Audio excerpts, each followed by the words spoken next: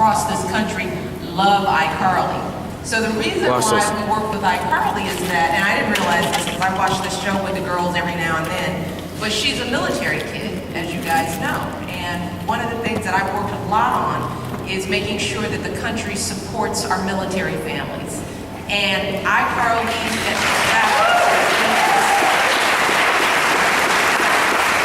so we are looking at all kinds of creative ways to get the message out. And one important element is making sure that other kids around the country realize the sacrifices that military kids make.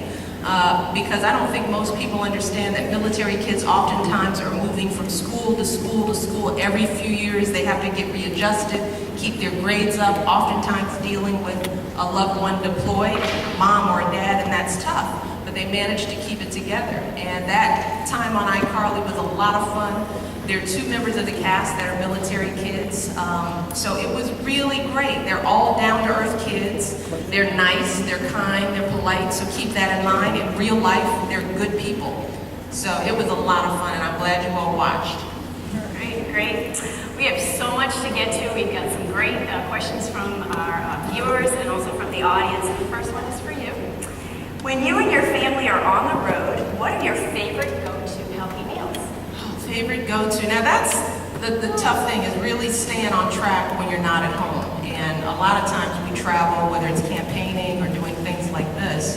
But what I remind my kids is that a lot of foods that are out there are healthy. I mean, you know, a hamburger is not unhealthy, right? If it's on a whole wheat bun, if the fries are baked, if it's not fried, if it's grilled.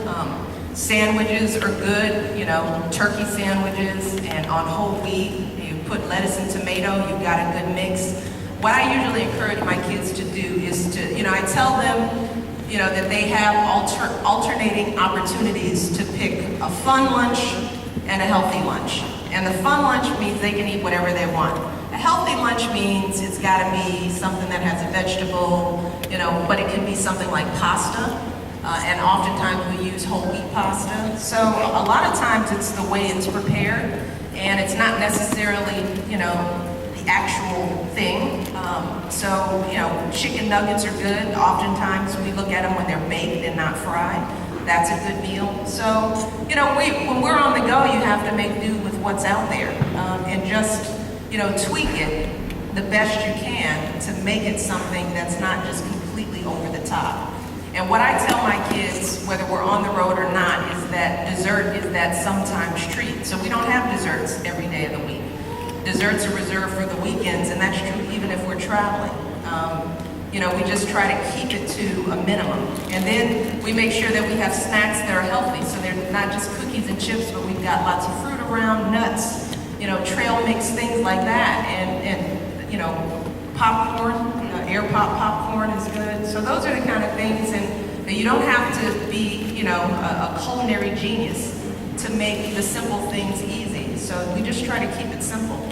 Okay, thank you. Dr. Hansa, this is for you. Susan on WebMD asks, my 12-year-old, 5'7" son Nick is always hungry.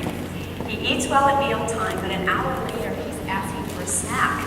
Can you suggest some quick, easy, Absolutely. Well, I think a lot of people with teenagers and kids who are tall feel that way. I'm sure many families in this audience. It's really important for kids to eat healthy, like Mrs. Obama was talking about. Often what you can do is combine a fruit or a vegetable with a protein, and that actually gives them the nutrients they need and gives them the energy they need to go forward. Also, it's important to make sure that they're getting a variety of fruits and vegetables as well. Did you have anything to add to that? I think I would add that the winning combination is protein and fiber. So you get fiber from fruits and vegetables and whole grains, and protein sources are dairy and beans and nuts and eggs. And if you have that winning combination, it fills you up, and so the 12-year-old will go a little longer, but also it kind of crowds out the foods that are maybe less healthy. So it's important to always think of that winning combination at snacks and at meals. And kids are snacking so much these days that we have to make snacks an opportunity for good nutrition too. So it's really important to make sure that we're working in whole foods and leaving out some of the processed foods in the snacking.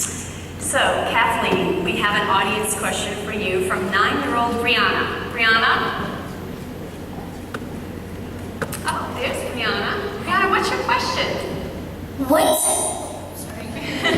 What type of foods should I eat every day to be a healthy person? Oh, I love that question, Brianna. That feeds right into my plate, which Mrs. Obama is very familiar with, and Elizabeth wrote a book about it. If you look at the plate, it's divided into 4 quarters, and each half of the plate is fruits and vegetables, 1 quarter is protein, and 1 quarter is a grain. So if you use that and you pair it with some dairy, that always gives you an idea of what your plate should look like, what breakfast, lunch, and dinner. So you can always try to make sure that you have lots of fruits and vegetables. And if I may just add to that, it's not only what kinds of foods you eat, but also when you eat them and how you eat them. So it's important to sit down and eat them, not in front of a television, so that you know what you're eating, and enjoy your food. And remember always to have as many family meals as possible, because that will make you healthy and happy. And I love that word enjoy, because that's what it's all about. We're going to move and we're going to enjoy it. We're going to have healthy foods. Now, Jim, speaking of food, I have a question for you. Are there any foods you should avoid before you exercise, and how about after? That's a really good question. A lot of it is personal preference and what you're most comfortable with and what your body can tolerate before you're going to go out and do some kind of physical activity. So a lot of people, they don't do dairy. They don't do well with that. Recommended is probably something that you're comfortable with, protein, about an hour before you go. One thing to actually include is water, and water regularly and often if you're thirsty. Other things to avoid would be anything really heavy that's going to sit in your stomach. Some pastas, some of the more unhealthy breads and cereals. And then afterwards, after a good strenuous workout, a good thing to do is include some kind of protein to help replenish the muscle breakdown that you've had during the exercise. So sometime about 30 minutes to an hour afterwards would be a good thing.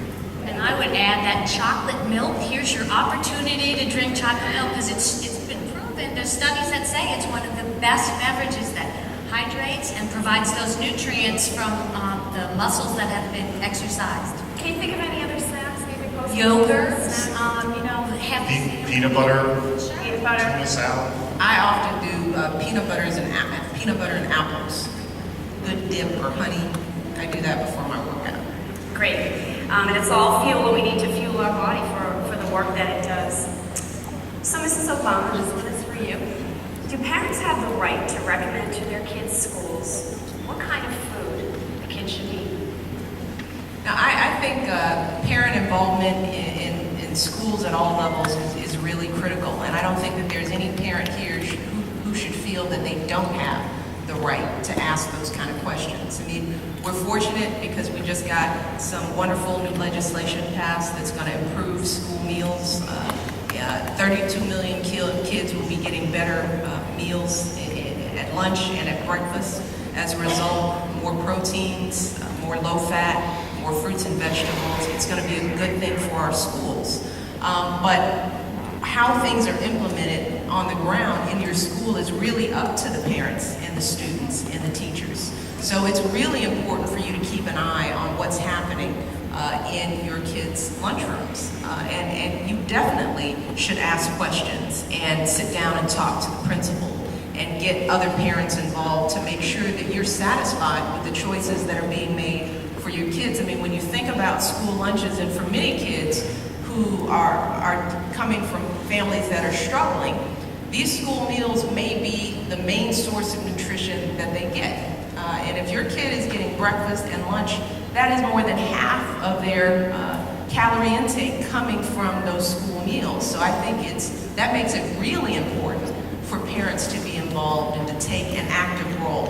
And don't let anyone intimidate you. I mean, you should be in a position to be able to ask those kind of questions. I've been to many schools where the parents have taken an initiative.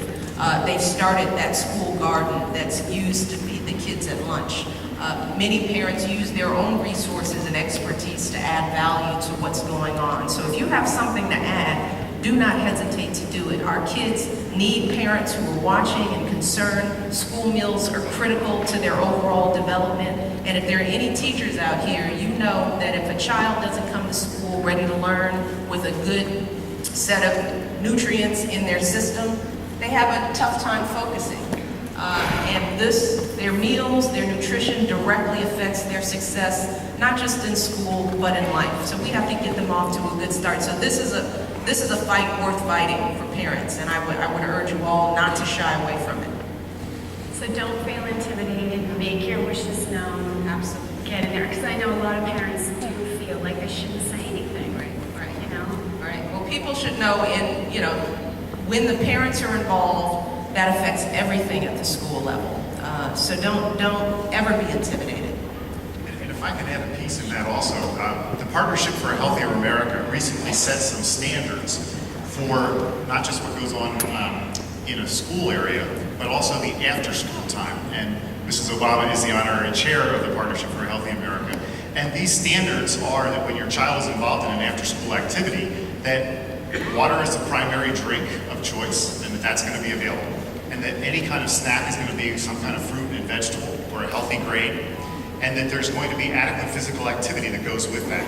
So if you combine a great healthy lunch at the school along with some good standards in the after-school time, you're really starting to have an opportunity to make some significant inroads to just a healthier atmosphere for kids. Good. That's great. So Kathleen, an overwhelming amount of people asked us for some advice on fitting healthy foods into a grocery budget, which may be tight. So what are your thoughts? Well, if you're looking to stretch your food dollar, it's good news because you can do it without skimping on good taste or good nutrition. If you keep that plate in mind, one of the most expensive parts of the plate is the protein source, but it doesn't have to be fish or chicken or meat. It can be beans. Beans are so nutritious. They're inexpensive. You can keep them in the pantry. You can take your family meals, your family favorite recipes, and stretch them with things like beans or eggs. Make dinners out of eggs. Have vegetarian dinners where you just eat all vegetables plus whole grains and beans. So you really can do it without compromising the health of your family. And when you think about the amount of protein you need, it's really small. So you can make that 1 pound of ground beef, stretch and feed the whole family. And the 1 chicken breast could be in a pot of soup that's loaded with potatoes and vegetables. So they're very nourishing, good for you, and inexpensive. But of course, shopping sales, shopping seasonally. So when fruits and vegetables are in season, they're the most abundant, they taste the best, and they're the least expensive. Frozen vegetables, another great spot. If you buy them plain, frozen fruits and vegetables, there's no waste. You take out what you need, you reseal the bag, and throw some of those vegetables into the dishes that you're making, your family favorite. So think about stretching. The slow cooker, that is, working parents' favorite tool. You can make the dish before you go, but you really can eat healthy and wise and just focus a little bit more on other sources of protein like eggs, protein, low-fat dairy.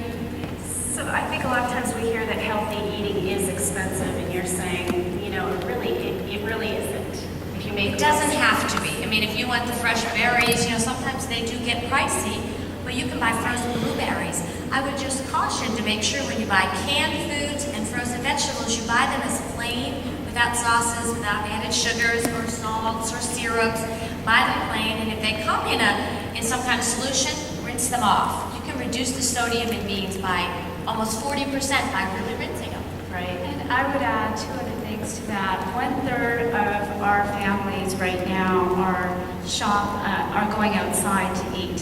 That's how many meals we're eating outside the home.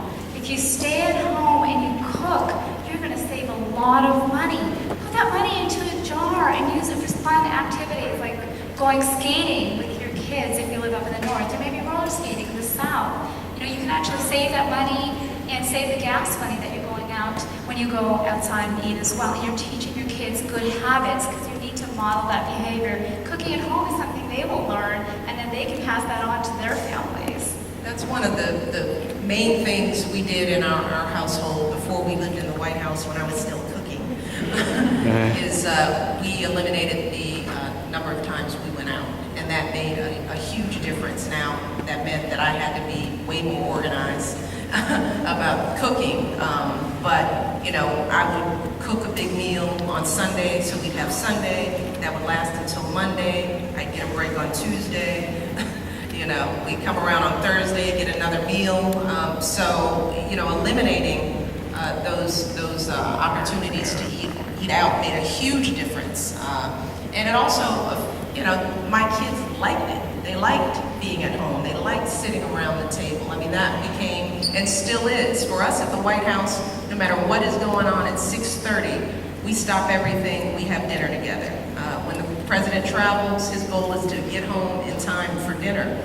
And that's really the time that we get to connect with our girls. I mean, we're running to and fro and dropping people off and kids in the back seat. And the only time we really get to find out those little hidden treasures of information that slip out, you know, good teaching moments, you know, what would normally be a lecture is a nice conversation around the dinner table, you know. So, and I find that my girls aren't as focused on gobbling their food down if they're engaged in a conversation.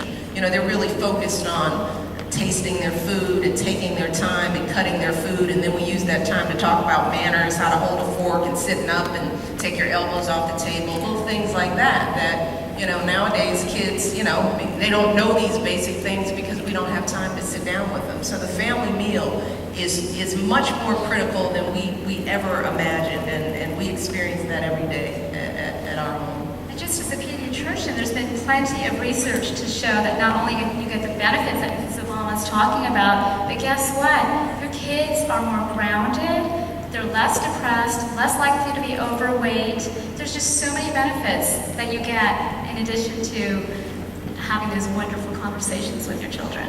And I would add that it doesn't have to be dinner. If you don't have time to sit around the dinner table, it can be any meals. And the studies do say that kids who eat many meals with their families have healthier diets. So you get to be the role model and show them. Role modeling, as you just suggested, is really important. It's the whole person we're talking about here. Right.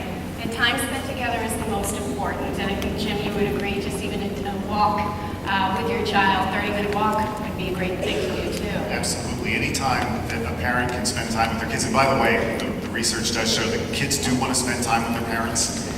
So despite what they might say, that it's the opposite. And when you do spend time with your parents and you do some kind of physical activity, you're getting a double win. You're getting all the benefits that were just discussed here, along with some additional physical activity. Well, we're going to go to Olivia in the audience. She has a question for Mrs. Obama. And Olivia, where are you? Okay. Tell us about the vegetables you grow in the White House garden, please. I would be happy to.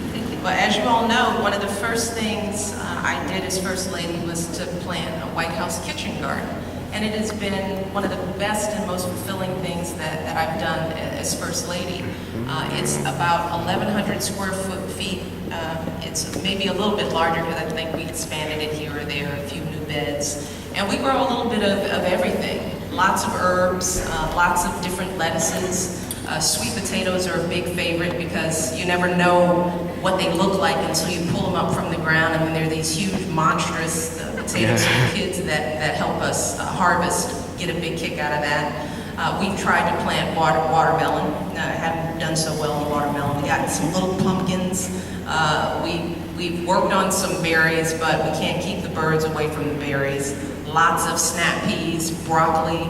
So we plant what we enjoy. And the White House kitchen garden just doesn't feed our family, but we use it at important state dinners and lunches. And the leftovers we donate to a soup kitchen that focuses on healthy eating, making sure that their customer base is eating well too.